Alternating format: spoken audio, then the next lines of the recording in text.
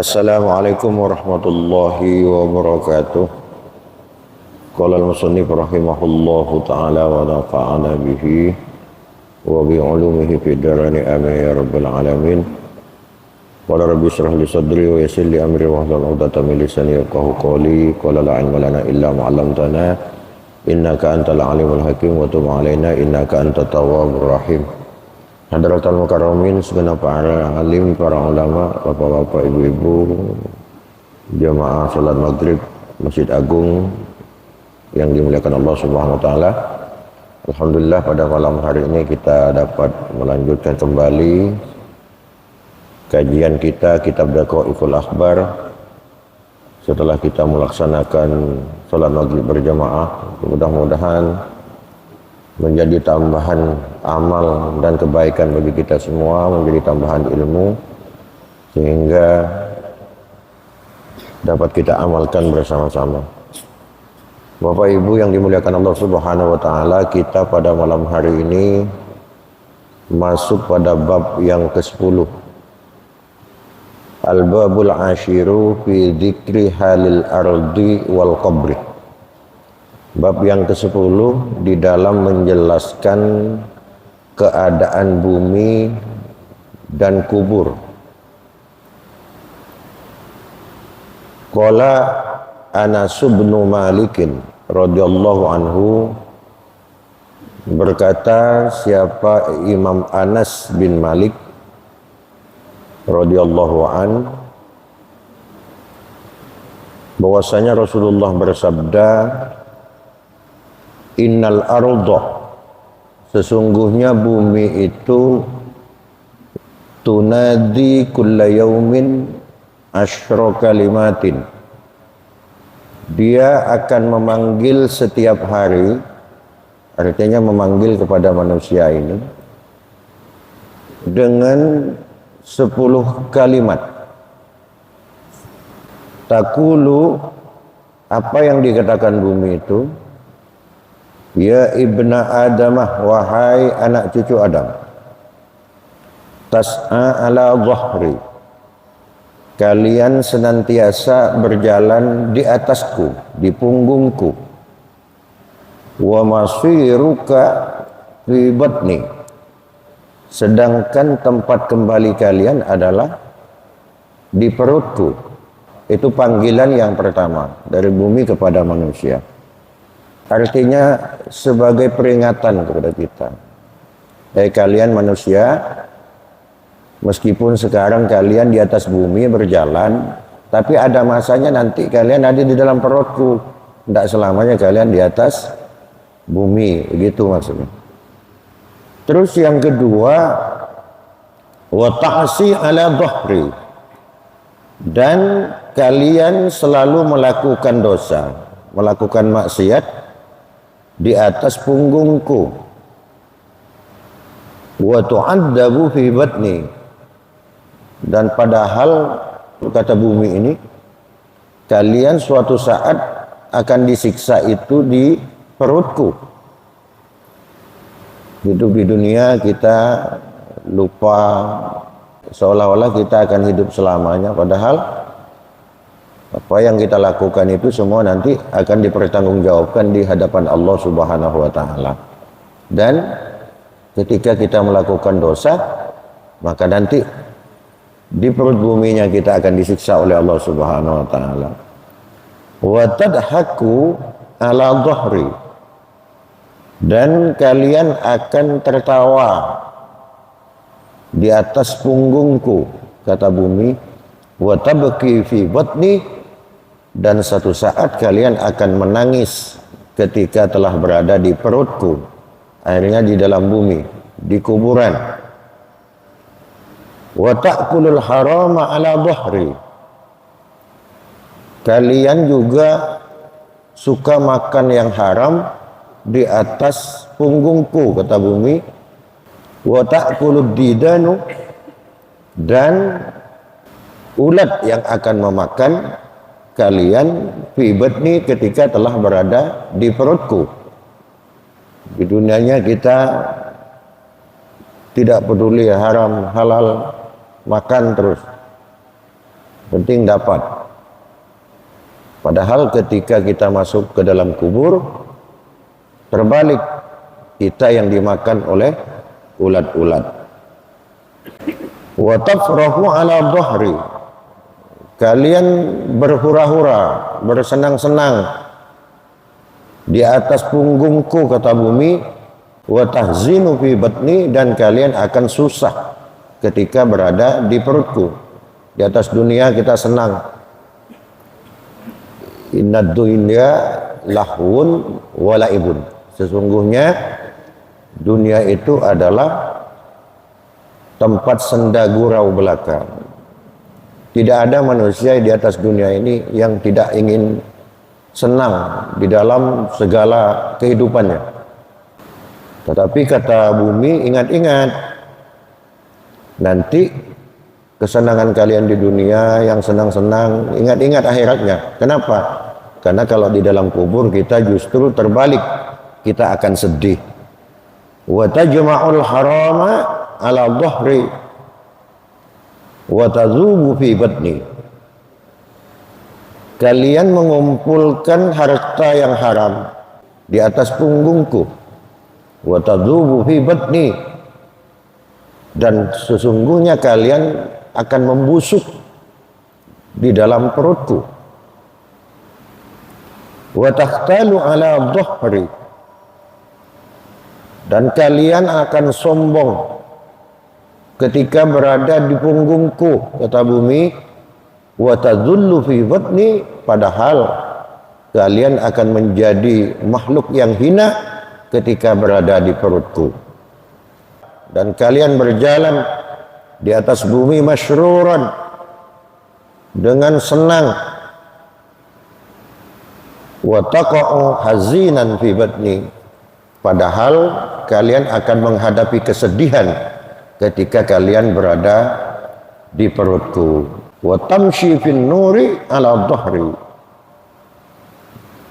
dan kalian berjalan di dunia itu dengan cahaya, pakai lampu, di rumah ada lampu, pakai motor kita ada lampunya. Wa taq'adu fi dhulumati fi batni, suatu saat akan sampai masanya kalian itu duduk tak kemana-mana dalam keadaan gelap di perutku, kata bumi. Padahal di dunia kita selalu terang, tapi kalau di bumi, di dalam perut bumi kita gelap. Wa tamshi fil jama'ati ala dhahri, dan kalian kalau berjalan itu kemana-mana banyak kawan, temannya banyak. Wa taq'udu wahidan fi batni, ingat suatu saat kalian ketika telah berada di perutku, kalian sendirian, tidak punya kawan yang lain lagi. Nah, itu 10 panggilan, 10 kalimat yang selalu diucapkan oleh bumi, kata Rasulullah, di dalam sehari, memperingatkan kita itu. Karena kita ini orang biasa tidak bisa mendengar itu, maka bersyukur kita ada Nabi, ada Rasul, ada junjungan kita Nabi Muhammad SAW, sehingga sampai berita ini bahwa ada panggilan 10 kali dalam sehari semalam dari ulama-ulama. Kalau tidak ada utusan, kita mau tahunya dari mana? Karena kita tidak mungkin mendengar sendiri. Itu 10 panggilan. Wa fil khabari, dan ada juga hadis yang menjelaskan dari Rasulullah ini, innal qabra yunadi bi kulli yaumin thalatha marratin. Ada hadis lain Rasulullah, sesungguhnya alam kubur, tadi bumi, ini alam kubur, yunadi kulla yaumin, dia memanggil setiap harinya itu thalatha marratin, sebanyak 3 kali. Apa panggilannya itu? Yang pertama, manusia yang masih hidup, ana baitul wahdati wal wahsyati, aku adalah rumah kesendirian, rumah tempat yang terasing. Itu panggilan kubur. Wal aqrabu wal hayyatu. Teman kalian bukan istrinya lagi, teman kalian bukan anak-anaknya lagi, teman kalian bukan keluarganya lagi, bukan sahabat karibnya lagi, tetapi temannya adalah al-aqrab, kalajengking dan ular-ular, wal hayyah, dan ular-ular. Ini maksudnya, hitopnya dari hadis ini adalah kepada orang-orang yang meninggal tidak husnul khotimah, yang meninggal tidak selamat, orang yang dapat bagian siksa dari Allah Subhanahu wa taala. Maka teman dia ini nanti kalajengking, ular di dalam kubur itu. Itu karenanya kita itu selalu dianjurkan oleh agama itu untuk selalu berdoa, minta kepada Allah, jangan pernah bosan-bosan minta kita meninggal husnul khotimah agar kita selamat dari ini semua. Ya Allah biha, ya Allah biha, ya Allah bihusnil khotimah. Itu doa yang harus kita doakan terus, Pak. Setiap saat, setiap ada waktu, jangan dilepas doa itu. Minta munajat kepada Allah agar kita husnul khotimah. Yang kedua, panggilan kubur itu ana baitud dzulmati. Aku adalah rumah kegelapan. Wa ana baitud dudi, dan aku adalah rumahnya ulat-ulat. Wa madza a'dattali. Karena aku ini rumah gelap, aku ini rumahnya ulat. Terus apa yang sudah kalian persiapkan untuk menghadapi aku ini? Kata bumi ini. Wa yuqalu, dan dikatakan annal qabr, sesungguhnya kubur yunadi kulla yaumin khamsa marratin. Jadi tentang kubur ini hadis dari Rasulullah ada dua versi. Versi pertama, Rasulullah mengatakan bahwa kubur itu sehari semalam itu 3 kali memanggil. Ada hadis yang lain dari Rasulullah menjelaskan sehari semalam itu kubur itu memanggil kita sebanyak 5 kali panggilan. Ana baitul wahdah, aku adalah rumah kesendirian. Faj'al laka mu'annisan atau mu'nisan. Karena aku ini rumah kesendirian, maka jadikanlah bagimu, ciptakan olehmu mu'annisan, ciptakan teman. Jadi kita, kata Rasulullah, kalau tak pengen sendiri di dalam kubur itu, dari sekarang lagi hidup nih kita, persiapan ciptakan kawan-kawan gitu nanti di dalam kubur itu. Apa maksudnya di sini, Pak? Yang dimaksud teman, kita disuruh buat teman ini qiraatul Qur'ani, yaitu membaca Al-Quran. Banyak-banyak membaca Al-Quran. Ternyata bacaan Al-Quran yang kita baca ketika hidup di dunia itu nanti yang akan menjadi teman kita di dalam kubur. Kan ada doanya, Pak, kita kalau baca Quran dah hatam, Allahumma arhamna bil Qur'an waj'alhu lana imaman wa nuran wa hudaw wa rahmah. Ya Allah, jadikanlah Al-Quran itu sebagai imam, pemimpin kami, wa nuran wa huda, sebagai cahayanya, wa huda sebagai petunjuknya, sebagai rahmah, penyebab kasih sayangnya Allah Subhanahu wa taala. Allahumma dzakirna minhu ma nasina wa 'allimna minhu ma jahilna. Allahumma dzakirna, ya Allah ingatkanlah kami minhu ma nasina, dari apa-apa yang kami lupa. Wa 'allimna minhu ma jahilna, dan beritahu kami dari apa yang kami tidak mengerti. Itu Al-Quran maksudnya. Nah, itu doanya, Pak. Jadi kalau pengen punya teman di kuburan, tidak sepi, tidak sendirian, karena bini kita pun tidak ada di sian. Perbanyak ketika hidup baca Al-Quran, manfaatkan hidup kita ini untuk perbanyak baca Al-Quran. Yang selanjutnya, wa ana baitud dzulmati. Aku adalah rumah kegelapan. Kata kubur, panawwirni bi sholatil lail. Maka terangilah aku ini, kata kubur, dengan memperbanyak sholat malam. Kalau Rasulullah sholat malam itu yang dilakukan, yang di hadis-hadis yang masyhur, Rasulullah itu sholat hajat 4 rakaat 2 salam, kemudian sholat tahajud 4 rakaat 2 salam, kemudian ditambah witir 3, jadi 11. Ini yang biasa dilakukan oleh Rasulullah SAW. Sholat witir bisa Bapak lakukan 2 rakaat, kemudian salam, 1 rakaat lagi kemudian salam. Bisa sholat witir itu Bapak lakukan langsung 3 rakaat. Sholli sunnatal witri salasa raka'atin mustaqbilal kiblati lillahi ta'ala. Caranya kalau langsung 3 rakaat sholat witir itu, rakaat kedua setelah sujud kita tidak duduk di antara 2 sujud, langsung berdiri lagi, Pak. Rakaat pertama setelah sujud berdiri, rakaat kedua setelah sujud kita berdiri lagi, baru rakaat ketiga kita tahiyat akhir. Itu caranya. Bisa langsung 3, jadi 11.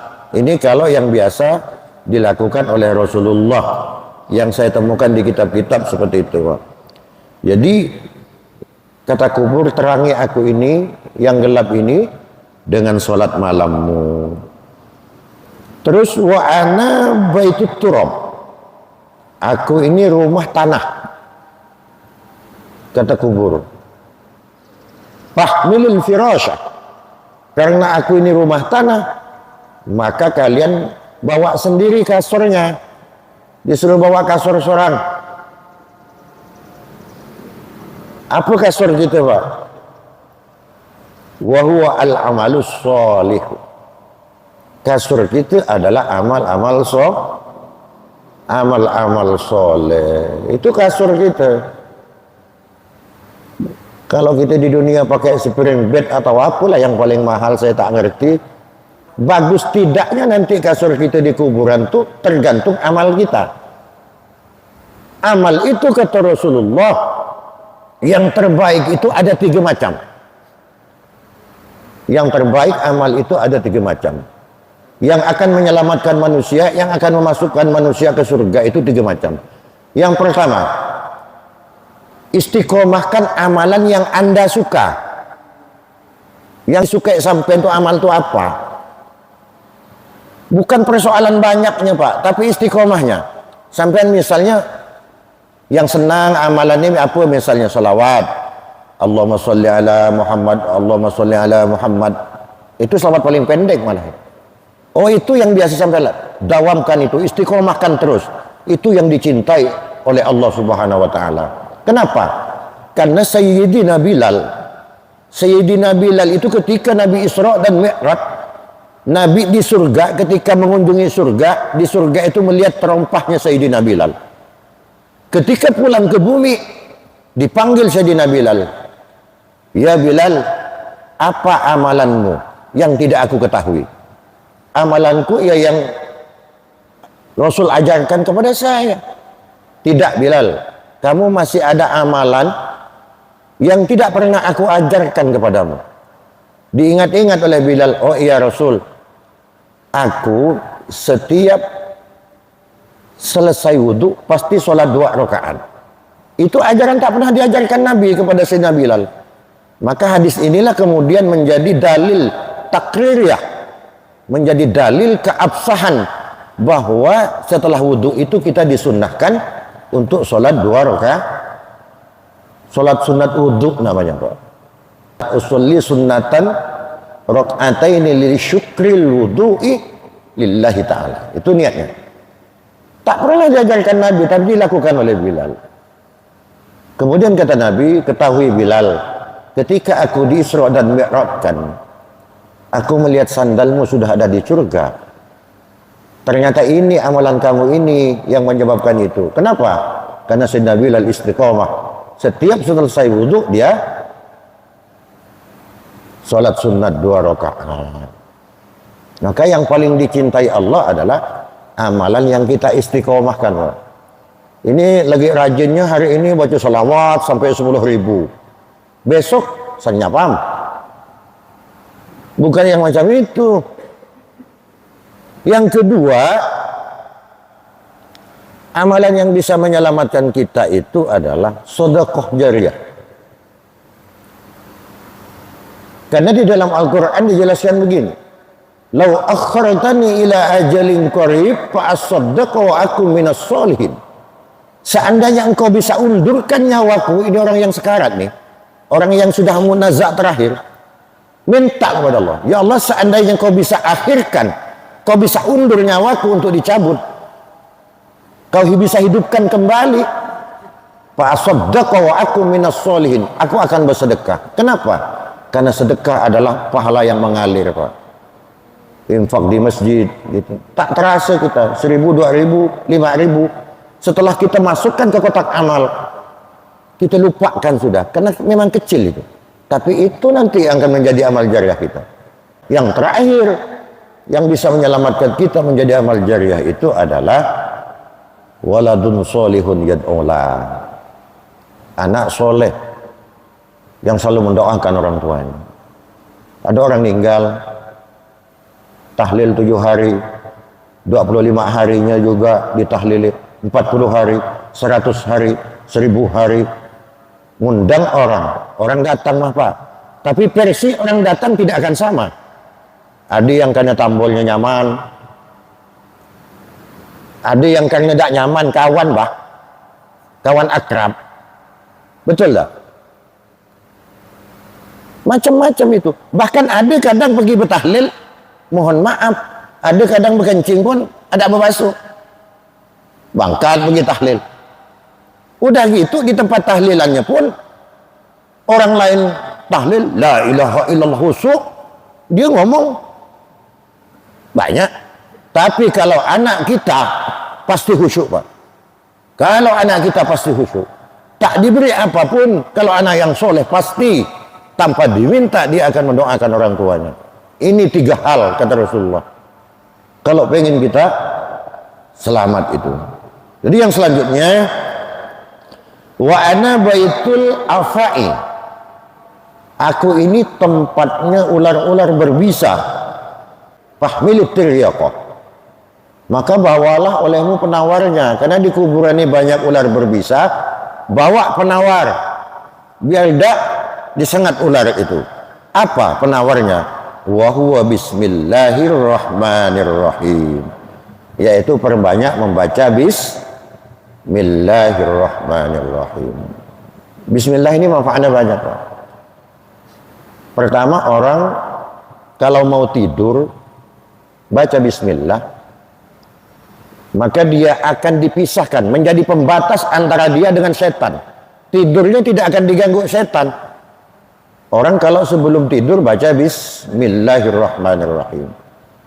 Kan ada orang kadang kata, apa katanya, ditimpa apa, macam ada yang benda naik, karena sebelum tidur tak baca doa, dia tak baca bismillah dia.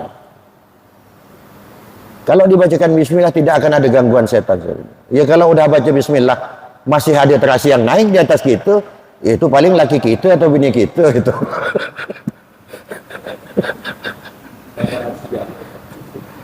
Terus bismillah manfaatnya yang kedua apa? Manfaat kedua, bismillah itu menambah keberkahan dari apa yang kita lakukan, dari apa yang kita miliki. Kullu mri'in dibalil la yubda'u fihi bi bismillahirrahmanirrahim fa huwa aqta au ajdam. Segala perbuatan apapun yang kita lakukan tanpa diawali bismillah, dia akan sia-sia. Makan, pakailah bismillah biar berkah, tak ditumpangi setan makan kita. Kumpul dengan istri, baca bismillah biar setannya tidak numpang. Ini istri kita dilirik orang, kita marah. Sekali setan numpang dibiarkan. Bacakan bismillah lo. Biar utuh milik kita. Yang ketiga, ini amalan saya dapatkan ini dari guru saya, Kiai Haji Ahmad Bashir Mahfud, ketika beliau mengajarkan kitab Kasyifatus Syaja yang disusun oleh Al-Imam An-Nawawi Al-Bantani. Imam Nawawi Al-Bantani mengutip dari sebuah tafsir yang bernama Tafsir Sawi. Apa kata Syekh Nawawi Al-Bantani di dalam kitab Kasyifatus Syaja? Beliau mengatakan, orang kalau sebelum tidur baca bismillah 21 kali. 21 kali sebelum tidur. Maka faedahnya, pertama, terbebas dari gangguan setan. Yang kedua, dia akan diselamatkan dari kebakaran. Yang ketiga, akan diselamatkan dari kemalingan rumahnya itu. Terus apalagi, dia akan dijauhkan Allah dari meninggal dengan keadaan su'ul khotimah. Jadi insya Allah meninggalnya kita meninggal husnul khotimah. Kenapa? Karena orang tidur ini mati, Pak. Alhamdulillahilladzi ahyana. Segala puji bagi Allah yang telah menghidupkan aku ba'dama amatana, setelah mematikan aku. Berarti kita tidur itu mati. Wa ilaihin nusyur, dan hanya kepada Allah kita kembali. Jadi selamat kita tidur ini, Pak. Tenang. Tidak akan ada gangguan. Boleh Bapak kalau yang mau mengamalkan itu 21 kali sebelum tidur, dan doa yang lain lah, doa kita mau tidur apa dibaca juga. Nah itu. Karena tidur ini juga ibadah, Pak. Tidur ini ibadah. Kata Imam Al-Ghazali di dalam kitab Ihya Ulumuddin menjelaskan, hatta inna khaira ibadati an-naum. Suatu saat kata Imam Al-Ghazali, ada ibadah yang terbaik itu tidur, bukan sholat. Ada. Bukan kita ke majelis taklim, bukan itu. Tapi yang terbaik itu ibadah itu tidur katanya. Kapan itu akan terjadi? Ketika dunia ini sudah dikelilingi oleh maksiat terus. Karena kita ketika kita bangun ini kan kita aktif, Pak, lagi aktif. Oke, sekarang kita pengajian nih, ibadah nih. Pulang dari pengajian nih kita lewat jalan besar. Lihat paha ada apa bungkus. Dosa game. Ada dilihat. Sayang dilihat dosa. Tapi kalau orang tidur itu zero, nol. Orang tidur itu zero, Pak. Tidak ada dosa apapun yang dilakukan. Makanya ketika orang mendapat petunjuk-petunjuk dari Allah itu saat tidur, bukan bangun. Karena saat tidur itu zero kita, otak kita bersih semuanya. Emang ada Pak orang tidur sambil melirik cewek? Tidak ada. Tidak ada. Zero dia. Jadi ada masanya kata Imam Ghazali, suatu saat orang itu tidur itu malah lebih baik daripada bangun. Terus wa ihraqud dumu, dan perbanyaklah oleh kalian itu meneteskan air mata, munajat nangis kepada Allah, minta ampun kepada Allah. Dan yang lebih baik itu kalau kita nangis kepada Allah itu ketika kamu sendiri, ketika kita sendiri. Jangan diramai orang sok husuk gitu sampai nangis-nangis loncat-loncat buang begini. Sekali sholat seorang semenit selesai. Bukan itu. Ketika sendiri silakan tumpahkan air matamu. Itu untuk menjaga riya kita. Wa ana baitu su'alin mungkarin wa nakirin. Aku adalah rumah tempat pertanyaan munkar dan nakir. Faksir, maka perbanyaklah oleh kalian ala dhahri, di permukaanku, di punggungku, qaula la ilaha illallah Muhammadur Rasulullah. Apa tujuannya? Liumkina laka an tujibahu. Tujuannya kita banyak membaca la ilaha illallah Muhammadur Rasulullah adalah agar nanti ketika kita meninggal di dalam kubur, Allah mudahkan lidah kita untuk menjawab pertanyaan mungkar dan nakir amalannya itu Pak, biar kita nanti dikubur mudah ngadapin mungkar dan nakir, menjawab pertanyaan-pertanyaan itu. Jadi itu dari keterangan yang ada di bab yang ke-10, yaitu dari bab penjelasan tentang bumi dan kubur yang dijelaskan di dalam kitab Daqaiqul Ahbar. Bapak Ibu sekalian yang dimuliakan Allah Subhanahu wa taala, demikian yang dapat kami sampaikan. Jika ada yang baik itu semata dari Allah, jika ada yang salah itu semata dari kebodohan kami, saya mohon maaf, mohon ampun. Ihdinas siratal mustaqim, Allah yuwaffiquna wa yarda, wallahul muwaffiq ila aqwamit thoriq. Wassalamualaikum warahmatullahi wabarakatuh.